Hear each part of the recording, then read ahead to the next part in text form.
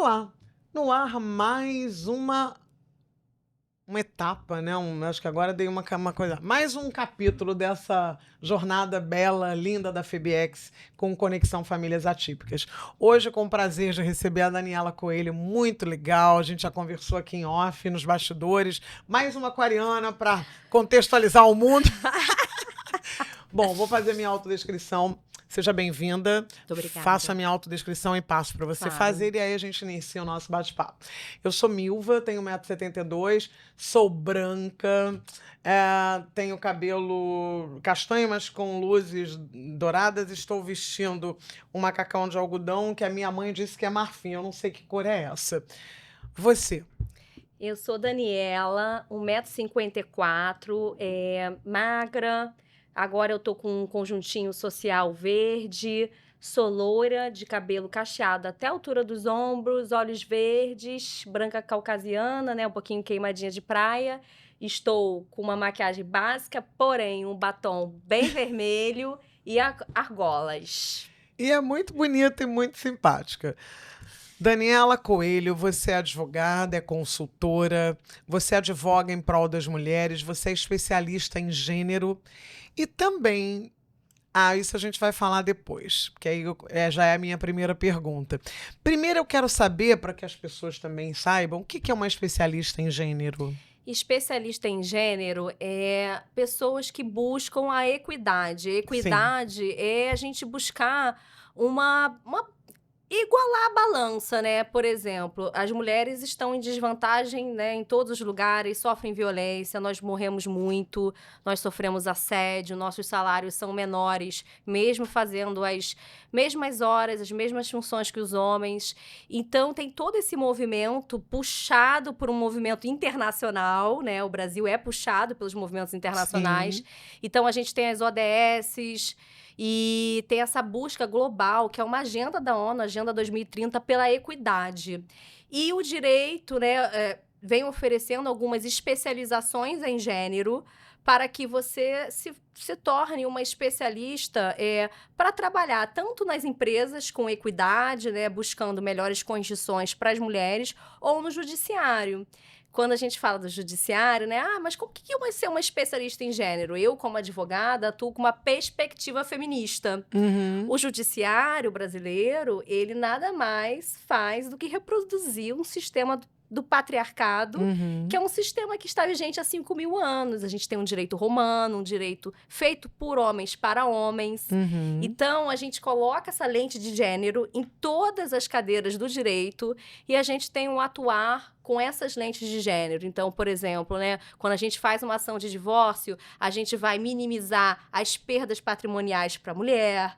Numa ação de alimentos, a gente vai para filhos menores, a gente vai buscar não só aqueles famosos 30%, mas ali colocar o trabalho invisível dessa mulher de cuidar dos filhos, né, que também deve ser somada à pensão alimentícia, porque essa mulher cuida dos filhos, então ela não vai ter tempo de fazer uma pós-graduação, mestrado, né? Entendi. Então é todo esse movimento e nisso, né, tô fazendo aqui, finalizando, né, na verdade finalizando, em breve especialista pela Escola de Magistratura do Rio de Janeiro. Que bom, parabéns. Tá vendo, gente? Agora vocês já sabem, como eu, o que é uma especialista em gênero. Extremamente atual.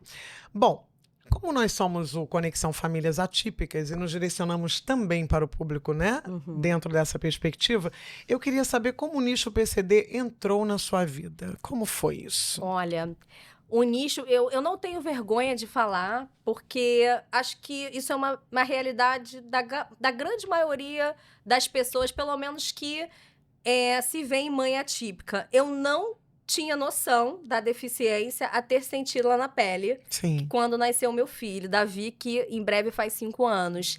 Ele nasceu, né? A gente comemorou ali, nasceu bem, você olha assim, né? Aparentemente bem. Mas algo, desde o nascimento dele, me falava, ele tem alguma questão. Ele era muito apático, ele não interagia. Quando eu amamentei ele no peito, mais ou menos até 5 meses e pouco, ele nunca me olhava. Você brincava com ele, ele sempre ficava sério, né? E eu falava, gente... sabe aquela brincadeira de bebê assim? Todo mundo faz? Davi ficava assim, né? Então eu vi assim, gente, tem alguma questão, né? Alguma questão. Não tinha noção o que que era autismo, como muita gente. E aí fui sorteada do Davi nascer quase na pandemia. Então Nossa. também os médicos, eu vim alertando, né?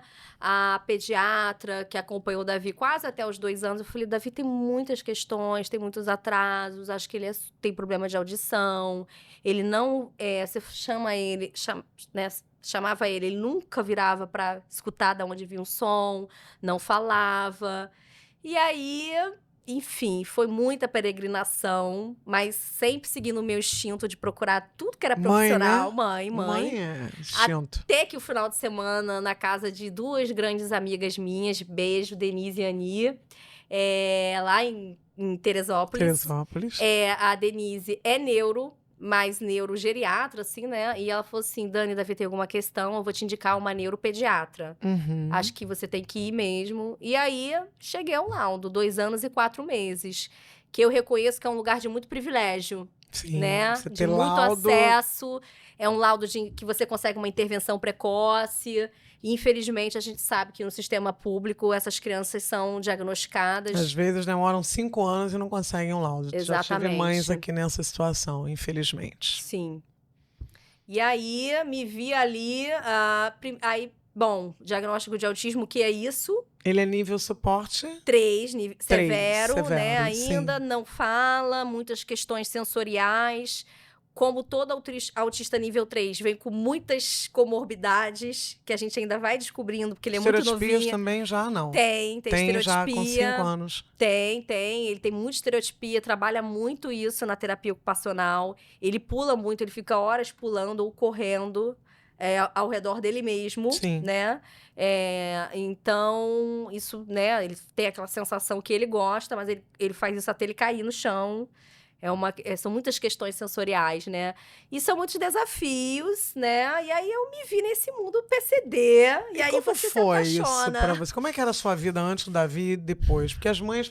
a gente sempre tenta trazer esse olhar para as mães, né? Porque a gente pensa, às vezes, que é um mar de rosa. Que tudo lindo, romantizar. Não. Também não. Mas também não demonizar, né? Porque às vezes a gente cresce tanto, tem tanta coisa boa do outro lado. Então, acho que é isso que a gente tenta mostrar. Então, fala, o que mudou nessa moça linda, jovem? O que mudou a partir do Davi? Olha, eu não sou religiosa, mas eu sigo muitos espiritualidade, né? Sim. Fui introduzida a várias religiões, tive experiência oriental por muitos países. Sim. Então, eu sempre busquei muita conexão com o universo, com a espiritualidade. E, né, eu gosto muito de alguns caminhos. Sim. E eu acho que o universo, tudo que vem na sua vida, vem com um propósito. Sim. E eu tinha uma vida antes do Davi completamente... né, mas assim, eu não tinha tanta conexão com as dificuldades, né? Eu vinha lá aquela fórmula de ser uma pessoa bem-sucedida, seja lá o que isso for. Sim. Uma boa carreira, uma estabilidade financeira, alguns luxos. E eu desenvolvi uma humanidade depois com o Davi, que o Davi... Assim, hoje, né, meu filho não fala, então a gente não tem muita conexão, a gente se comunica de forma não verbal, a gente entende muita coisa, mas assim, cada coisinha conquista, que ele faz, alguma coisa, uma risada dele, alguma coisa, você comemora aquilo ali como se fosse a maior promoção da sua vida. Então, assim, me transformou muito para melhor como ser humano. Me tornou uma pessoa muito mais equilibrada em relação a metas materiais e financeiras. Então, eu alinho muito hoje o meu propósito, eu redefini minha carreira. E hoje eu faço atuar... Até essa questão da equidade, né? Da busca das mulheres. É porque eu fui entrando nesse universo da maternidade atípica... E fui até ficando com vergonha. Eu falei, nossa, que situação de privilégio. Eu sou uma mãe de uma criança com autismo nível 3, com muitas comorbidades. Meu filho tem terapias, eu consigo trabalhar, eu consigo estudar, eu consigo ainda ter vida, né? Porque eu tenho rede de apoio, paga, Beijo, Simone e Adriana. Mas são maravilhosas, são mães para o meu filho e para minha filha agora. E aí eu falei, caramba, eu preciso ajudar essas mulheres, seja através de direitos, seja através do ativismo, seja através do trabalho voluntário, de uma advocacia pro bono. Então, eu tenho uma vida muito mais equilibrada. Às vezes eu digo não para uma proposta financeira, para algum cliente que vai remunerar ali bem, mas eu consigo pegar uma causa com valor humanitário e aquilo me faz muito bem, né? Então, assim, é uma nova Daniela, Que foi... graças à picadinha da deficiência. A gente, quando é perpassada pela realidade, né? Uma realidade que... Porque, não, na verdade, isso não é, eu falo sempre isso, né? Às vezes a gente fala, porque as pessoas se sentem mal porque não veem esse universo, não notavam. Eu sou o exemplo disso. Antes do podcast, eu andava pelas ruas e eu não identificava pessoas, né? Os PCDs. Gente, Parece que, assim, tira a venda. descortinou, né? Eu vejo todos e, assim, olhar para essas mulheres e ver o lugar delas e poder sentir um pouco da dor delas também me tornou uma pessoa melhor. E olha que eu só estou aqui há alguns meses. E uma outra coisa, que ele estuda? Ele estuda. E como é a escola? Como é que você acha que deve ser essa escola? Quer dizer, qual é o papel da escola? Qual a importância dessa parceria pai atípico e escola? Fala pra gente. O Davi estuda numa escola... Pode falar o nome? Davi estuda numa escola dita como uma das mais inclusivas aqui do Rio de Janeiro, a Escola Notre Dame Ipanema. Sim. É uma escola católica, então ela não tem fim lucrativo. Sim. Então, por conta disso, a conta pode não fechar ou tem muita ação social. Então, é uma escola que você vê cadeirantes, síndromes raras, legal, síndromes de Down, crianças muito mais velhas com recorte etário, porém mentalmente mais menores, e aí com outras turminhas, muitos autistas. Então, assim, a inclusão não é só um slogan para trazer alguns pais atípicos de alta renda. Realmente, você vê, porém, é desafiador para todos, para a escola, para os pais, para a criança. E aí você vai ficar... não tem receita de bolo, você vai sofrer pra caramba, mas você vai ficar ali. É um jogo, é uma orquestra, né? Todo mundo vai ter que estar em sintonia para que essa criança e esse adolescente seja realmente incluído. E isso inclui você também ser amigo das mães da turma, porque quem vai incluir mesmo são as crianças. Sim. São as crianças que têm que desenvolver essa empatia. Então, você vai se filtrando nas mães, olha, puxa meu filho, dá a mão. E aí vão te chamando para as festinhas, né? E aí você vai se incluindo e essa criança passa a ter um pertencimento. E aí a gente, né, tem um pouquinho de inclusão, mas são muitos desafios. Imagina, meu filho é não verbal. Paciência zero, né? O TDAH, assim, do Davi é um nível... eles fazem muito... Davi até nem tem flap, mas muita estereotipia. Eu até vejo vídeos dele da escola, ele tá assim, rodando com a cabeça. É muito esforço para ele fazer alguma atividade. Mas estamos ali. Ele tem mediadora, tem acompanhante terapêutica 2 vezes por semana, que vai para acompanhar, para ver como o Davi está, trabalhar a socialização. O maior desafio do Davi é a socialização. Porque a comunicação vem, né, de você querer socializar. Sim. E o maior desafio do autista é esse, né? Ele vive ali naquele mundo, um olhar baixo. Sim. É esse interesse pelo outro que a gente tem que despertar. São muitos desafios. Não é fácil. A vida é cheia deles, né? Mas eu sei que com certeza deve ser uma coisa, assim, linda, porque tem o seu lado lúdico também, né? Tem. De uma doação, né? De uma abnegação maior e de uma compreensão de mundo que amplia, né? Que eu acho que ninguém pode estar nesse lugar só sem que esteja, entende? Mais ou menos isso. Mas, assim, aqui se fala muito da importância das instituições, né? Do terceiro setor. E também as mães sempre falam, sabe, porque eu me sinto muito acolhida quando eu estou num desses locais, porque tem outras mães como eu. Mas eu te pergunto, para que o mundo consiga incluir também a gente não... O que você acha sobre essa ponte entre neurotípicos e atípicos? Eu acho vital. E, assim, por isso que eu me infiltro em tudo que é grupo. E eu vejo muito também de usar um pouco do conhecimento que eu tenho, um pouquinho especial de advogada e de direitos, em ser uma mulher muito firme, em abrir portas para que outras famílias, outros autistas e outros neurodivergentes estejam em lugares que ainda são difíceis, né? Então, assim, meu filho sofre muito preconceito em alguns locais, porque as pessoas esperam comportamento neurotípico. Sim, sim. Mas o meu filho, por exemplo, tem direito de estar no cinema, no teatro, no clube, em qualquer lugar, da forma dele, e não é ele que tem que se adequar, são os espaços.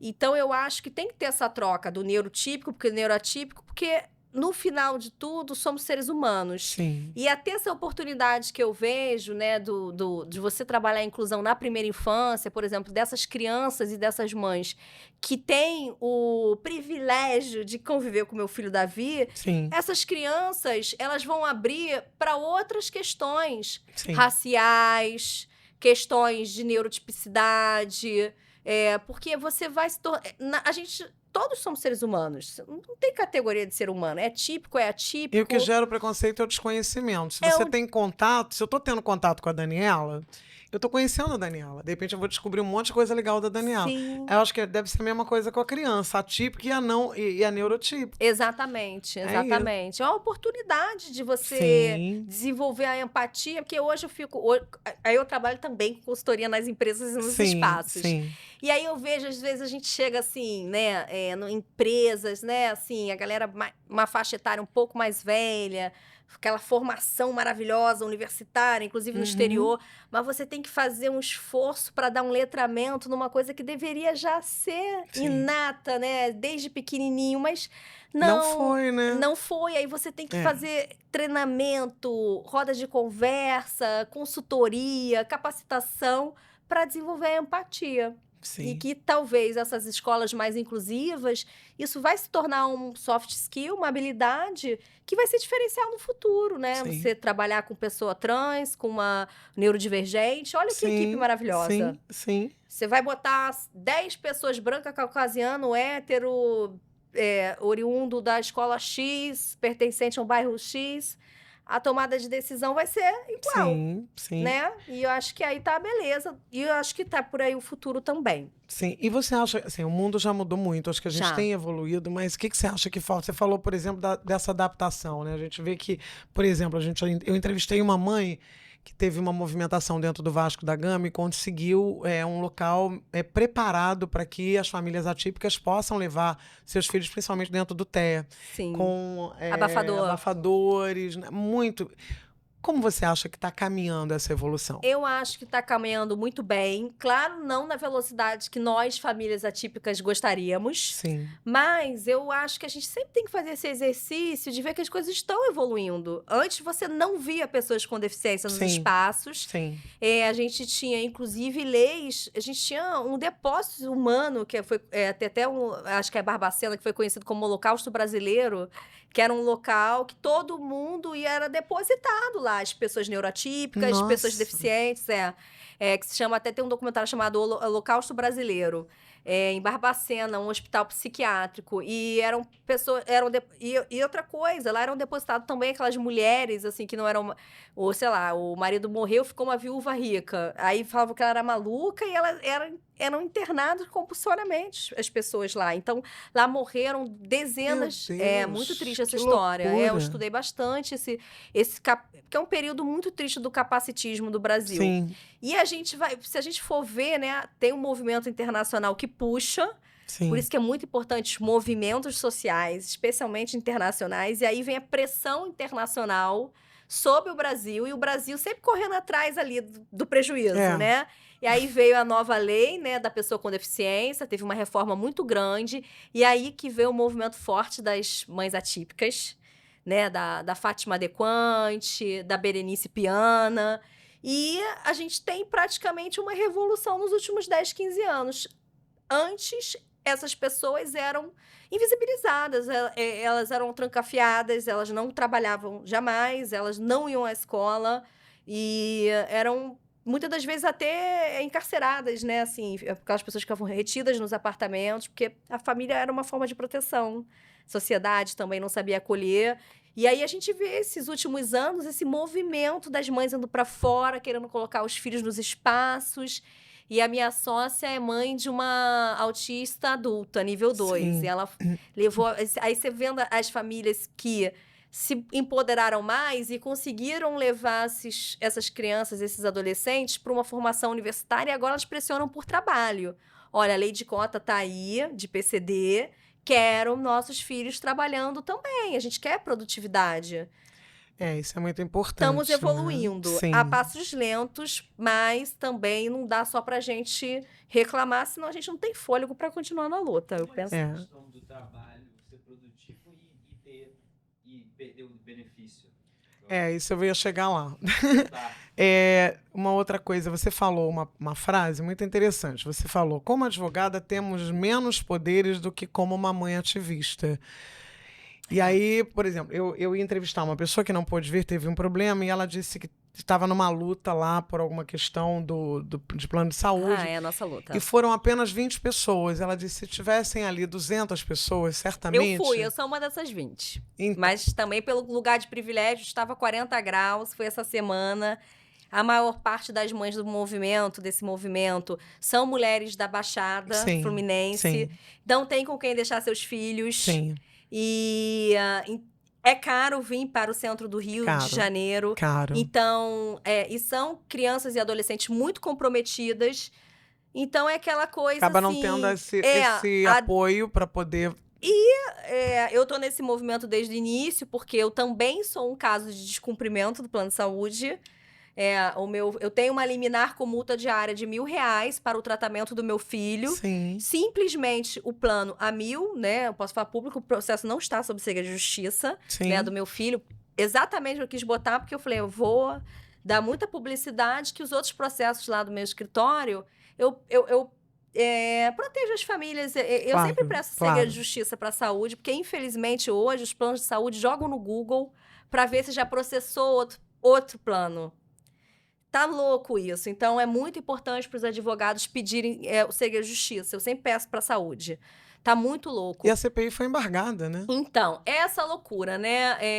Infelizmente, a gente tem liminares sendo descumpridas, sentenças sendo descumpridas, os planos de saúde como se eles estivessem acima da lei, acima das normativas, acima do poder judiciário, porque eles não cumprem as decisões. É uma afronta generalizada, como se houvesse hierarquia de autores e réus. Pessoas com deficiente, famílias não têm nada e planos de saúde têm tudo. E a gente teve uma vergonhosa decisão na semana passada da desembargadora Cíntia Santarém, falo porque também é um processo público, que suspendeu uma liminar com a fundamentação, né? Eu li lá, mas assim, a fundamentação principal era constrangimento dos representantes do plano de saúde. E o constrangimento das famílias, aí a pergunta eu faço a doutora, por favor, me responda. Então, aí você vê o constrangimento ilegal. O constrangimento ilegal é você ver seu filho regredindo. A gente já tem casos de crianças que faleceram por falta de tratamento. Você não ter a possibilidade do seu filho evoluir. Porque, na verdade, é uma escolha muito burra. Uma criança que desenvolve, ela não vai ficar no benefício social no futuro. Ela pode ser produtiva, ela pode achar ali uma formação que ela consiga trabalhar e ter seu sustento. Se não se desenvolver, vai ficar à custa do Estado, de qualquer forma. Na verdade, é prevenção, né? É uma prevenção. É óbvio. É uma vergonha, é uma afronta à lógica dos poderes, porque a CPI é uma comissão parlamentar de inquérito feita pelo Poder Legislativo. Nós não escolhemos juízes. Juízes são desembargadores, né? Nós não escolhemos o Poder Judiciário, então eles têm um déficit democrático. Eles não nos representam. Por uma fundamentação, ao meu ver, completamente razoável, sopesaram, né, entre o direito das pessoas com deficiência, dessas centenas de decisões que são descumpridas, uma delas é do meu filho, e do outro lado, o constrangimento ilegal do plano de saúde venceu o constrangimento ilegal dos planos de saúde. A gente, como advogada, né, por isso que eu falo assim, a força da mãe atípica. Como advogada, infelizmente, a gente leva um choque, porque a gente está no...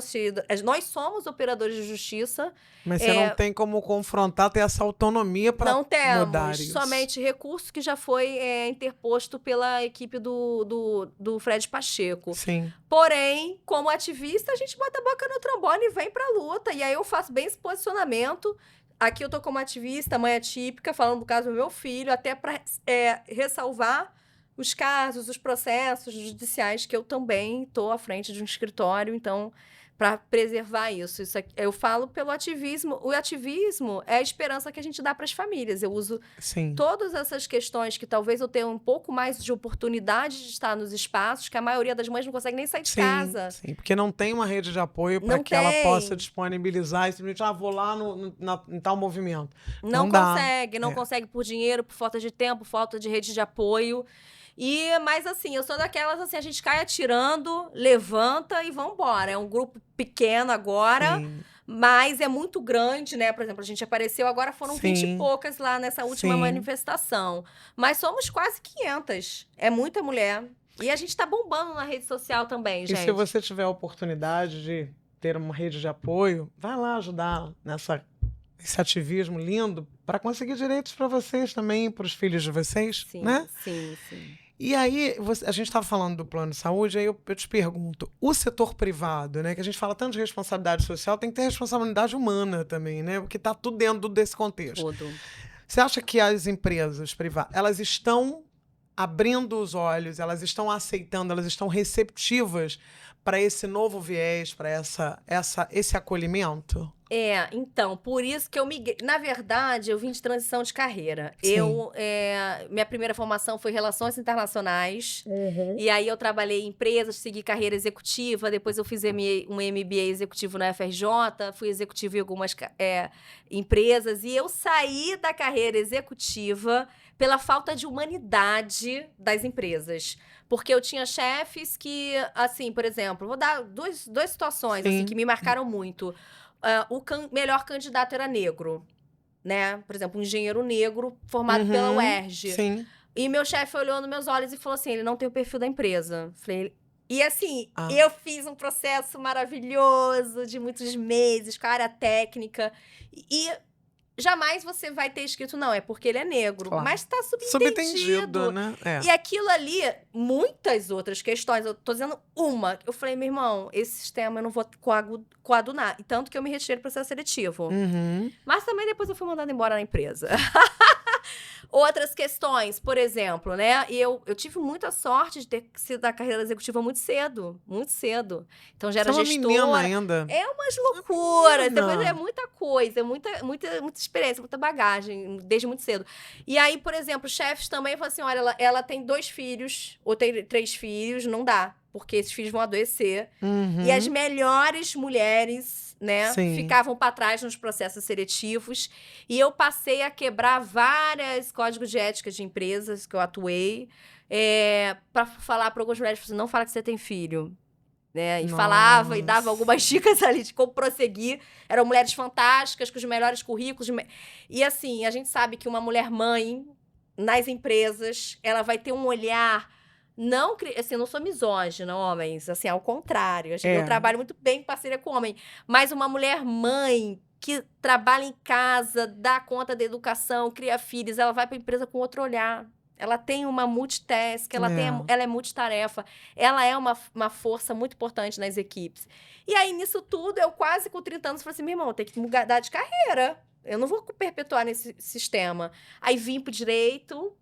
E aí, hoje, assim, depois de 7, 8 anos, muito atravessada pelo gênero, pela deficiência, estou muito firme na consultoria, né, com até, assim, pessoas muito queridas, uma outra mãe atípica, uma advogada trabalhista, uma advogada trans, a Maria Isabel, que é jornalista autista nível 2 de suporte. A gente é muito diverso e a gente está trabalhando com consultoria das empresas, que eu acho que assim, não adianta a gente só pegar o advogado, pegar o processo. Sim, não.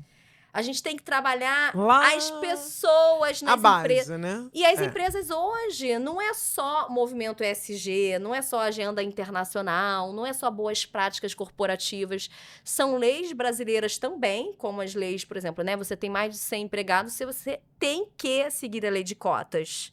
Mas as empresas ainda preferem pagar multas a ter que Jura? contratar pessoas com deficiência. Essa é a realidade. Não sabem como lidar. Especialmente os neuroatípicos. As pessoas com deficiência física ainda é um pouco mais tranquilo, porque você cria uma rampa de acessibilidade. Mas o mundo corporativo ainda não sabe como lidar com o Mas neurodivergente. eu entrevistei um rapaz que teve uma tetraplegia e ele disse que é muito difícil até conseguir passar por processos seletivos, Sim. né? Porque as pessoas não perguntam na empresa. Vai ter uma vaga, né? E você vai ter que viajar para fazer uma... Não pergunta, e aí, você consegue fazer? Exatamente. Você é consegue- PCD como se todo PCD fosse Aí um PCD só. ele é excluído exatamente. e não faz o processo, Sim, né? é muito duro. Isso é um pouco complicado. Agora, você falou uma coisa também que a gente sempre conversa aqui, porque quando você é mãe atípica, tendo outros filhos, o lugar desses outros filhos também é uma... Eu vi um depoimento de uma mãe aqui que ela traz uma dor de ter, Sim. não esquecido o seu outro filho, mas talvez pela demanda excessiva do filho que tem essa necessidade um pouco mais Não, sim. proeminente, acaba, né? Como é que Sim. uma mãe atípica... Olha. Fala para as moças, como é que você Não. faz isso? Gente, é culpa mesmo. Todo dia eu acordo com muita culpa, porque eu tenho uma filha que eu tenho quase certeza que ela é neurotípica, a Atna, que tem 1 ano e 8 meses. E ela, desde pequenininha, parece que ela já sabe que o Davi tem questões. tem 2? Eu tenho 2. Eu tenho o Davi de quase 5 e a Atna de 1 ano e 8 meses. Que coisa boa e que coisa desafiadora. Não, é muito desafiador. Só que assim, eu Sim. vivia a maternidade atípica, Sim. completamente emocionante, como vocês sabem, né? Mães atípicas.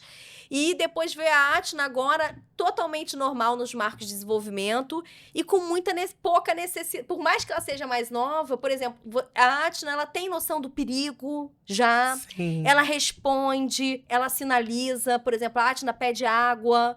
Ela pede as coisas, quando ela tá doente, ela sinaliza, faz... É mais fácil lidar. O Davi não, ainda é muito complexo.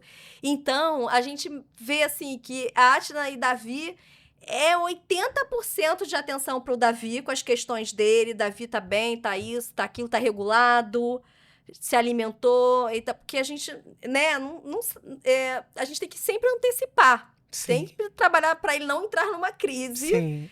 Ponderar tudo. E a Atna é aquele ser humanozinho ali típico, tranquilo. E ela tem muita pouca atenção, assim, né? Porque é muito... em todo mundo lá em casa, né? Tanto a Simone, que cuida dela, tanto quanto a Adriana, né? Que ficam com os dois, as duas. E eu também. A gente se vê muito nessa questão. Mas a gente sempre conversa e a gente tem esse desafio de trazer a Atna, de dar atenção, de ter um momento só com ela. Isso. Mas sempre fica a culpa e sempre é desproporcional. Não tenho resposta Mas ainda. você sabe que agora você me falou uma coisa, eu fiquei pensando, de repente, será que... Porque a criança ela é muito perceptível, Muito, né? A por inteligência é muito aguçada e zerada. Às vezes, de repente, você vendo ali, convivendo com uma criança que ela percebe, será que isso não provoca um amadurecimento? Provoca demais. A minha filha, assim, eu falo umas coisas, até ficar arrepiada, assim, espiritualidade, você vai levar isso pra onde for. Mas, assim, se a mãe, né, se tem outra mãe que depois vai nos assistir, que tem um filho típico e um atípico, Sim. é impressionante. Porque, por exemplo, quando o Davi entra em crise, Aham. a Atna fica sem demanda nenhuma, parada e olhando, tipo assim, não é minha vez. Ela percebe, entende, né? e ela fica quietinha, se recolhe e espera toda lá aquela questão. Se fosse uma outra criança, quando vê uma outra chorando, ela também ia fazer birra, ela também ia querer atenção, também ia repetir o comportamento. Ela tem um nível de maturidade, assim, que eu fico em choque, né? O irmão com quase 5, ela com menos de 2. E ela é muito madura, e ela entende, ela compreende, ela espera. E eu acho que isso é aí que eu fico vendo a riqueza do ser humano que convive com o diverso. Sim. Você tem uma diferença.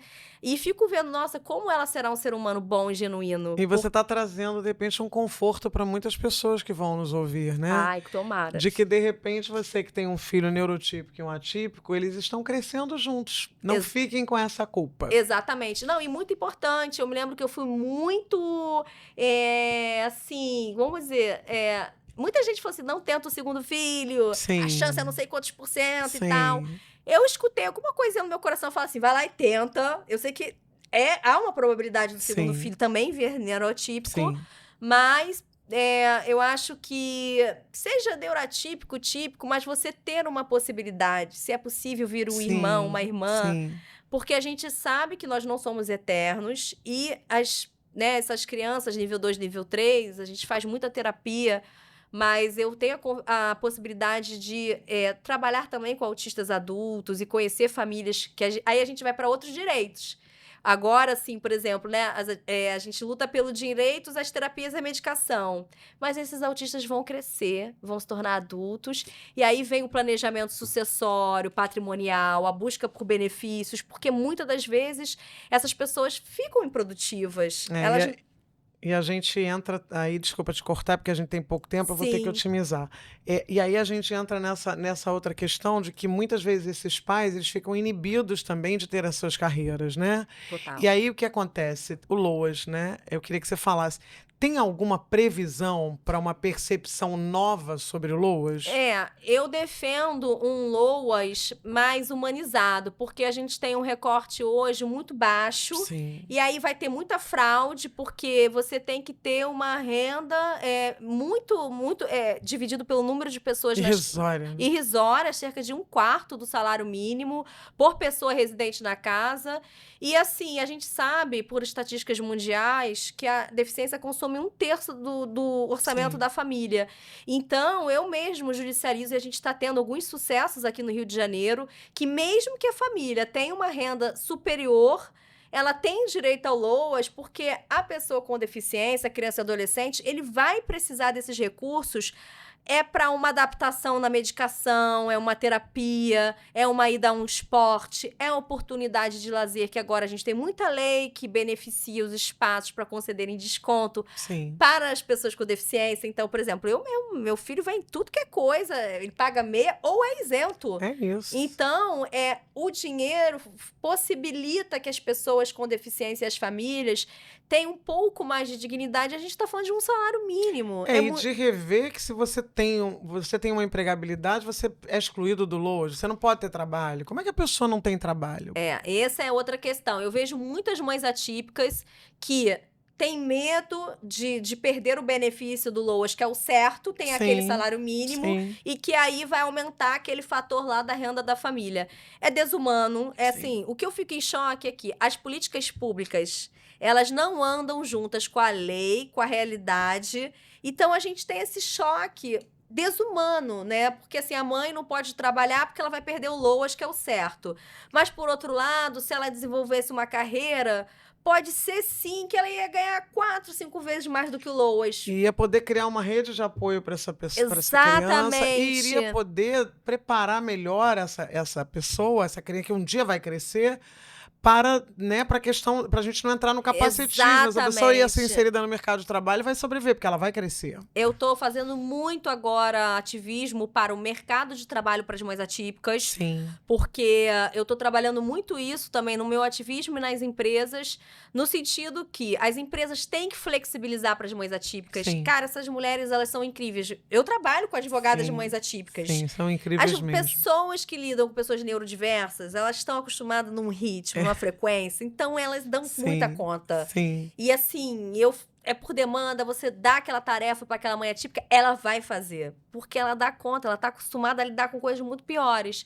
E o movimento hoje que eu acredito essas mulheres precisam de empregabilidade, porque com renda, elas vão conseguir construir uma rede de apoio para que elas possam trabalhar e dar melhor tratamento para seus filhos, melhor terapias, melhores escolas e, quem sabe, trabalhar a independência e, quem sabe, depois a empregabilidade no futuro. Só que tudo isso precisa de trabalho, de renda.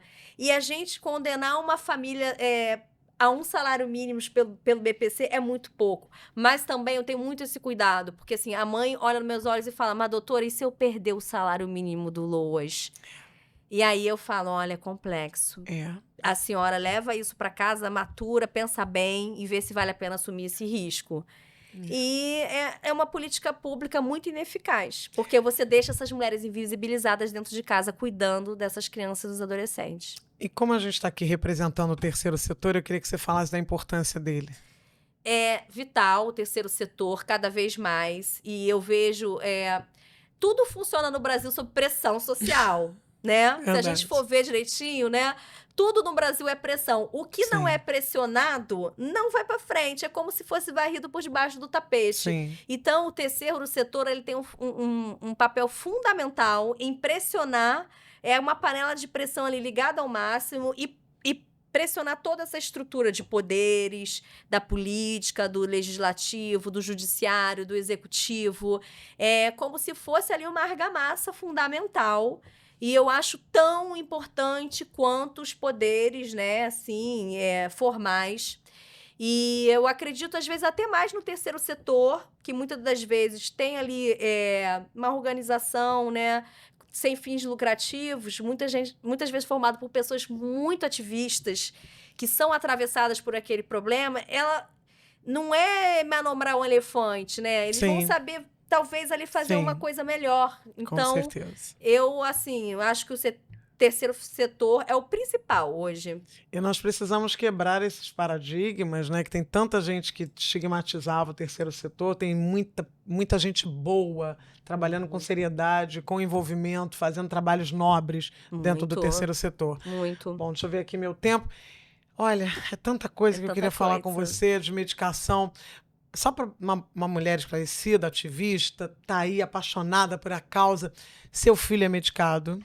Não, essa ainda é uma questão que, assim, sim, já foi passado vários medicamentos para o Davi, vários médicos, mas eu, como mãe, já até iniciei, assim, mas eu realmente, eu não vejo o meu filho como ele normalmente sob uso de medicação. Então, eu quero ficar com o verdadeiro Davi, com todas as crises, e é duro, mas também a longo prazo as medicações têm muito efeito colateral. Sim. E hoje eu tô nesse movimento indo para cannabis também, estudando. Canabidiol, já trouxe aqui um cientista que falou sobre isso. Maravilhoso, o canabidiol para mim, assim, que eu acho ele um método alternativo, né? É mais natural, é uma substância produzida pelo nosso corpo. Sim. Não é uma droga sintética. Então, eu acho que esse é um movimento que eu vou para o Davi, assim. Mas, realmente, medicação, não julgo as mães que... Às vezes é necessário, né? A criança tem muitas questões, Davi tem... Mas a gente sente ele muito diferente quando ele toma medicação. Eu sempre interrompo na primeira e na segunda semana, as médicas sabem, eu não dou mesmo. Compreendo, entendo. E é isso. Deixa uma mensagem, infelizmente o tempo está acabando, eu queria que você deixasse uma mensagem para quem vai nos ouvir. Eu tenho uma forma de levar a vida que é sempre ver o lado positivo. Porque a gente está aqui numa curta passagem, a gente está aqui para ser feliz apesar das dificuldades. Então, se você é mãe atípica, está passando por desafios, que são muitos, são diários, é um dia após o outro, depois da tempestade vem a bonança, não há inverno que dure para sempre. Então, é sempre ter esse olhar positivo, acolhedor, humano, e o principal, se rodear de gente do bem. Porque aí você vai estar um dia triste, alguém vai te levantar. Por isso que é tão importante a gente estar cercada de mães atípicas, que elas vão entender as nossas loucuras. Sim. E é isso, mesmo no caos, busque a felicidade, trate da sua saúde mental, faça esporte, se conecte com a natureza, porque dá para ser feliz, sim, no meio desse caos todo. Eu fico com a pureza das respostas das crianças, como dizia Gonzaguinha, é bonita, é bonita, é bonita. E assim a gente se despede com essa mensagem linda, né? Porque viver é sempre bom, com todos os desafios que ela pode nos trazer, mas há sempre um desafio maior, que é o de tornar a gente melhor, né? Eu acho que esse é o grande barato. É só mudar o foco do olhar. E é isso, você que gostou desse papo maravilhoso, te agradeço, assim, adorei conversar com você. Você é uma pessoa que tem uma energia, sabe, boa. Fiquei arrepiada falando. Pessoa do bem, muito legal. O Guilherme também tá trazendo os aquarianos se encontrando aqui, fazendo uma bagunça. Não gente, podia aqui falar isso, você limada aqui. Mas é isso, se você tá gostando do nosso trabalho, vai lá, ativa as notificações, compartilha, porque coisa boa a gente tem que dividir e a gente tem que fomentar. Muito obrigada e até o próximo. Adorei, foi Gostou? muito legal. Gente... Eu tentei não... Porque, assim, já vieram outras pessoas de direito. Então, eu tentei trazer... Não, sem juridiquês, né?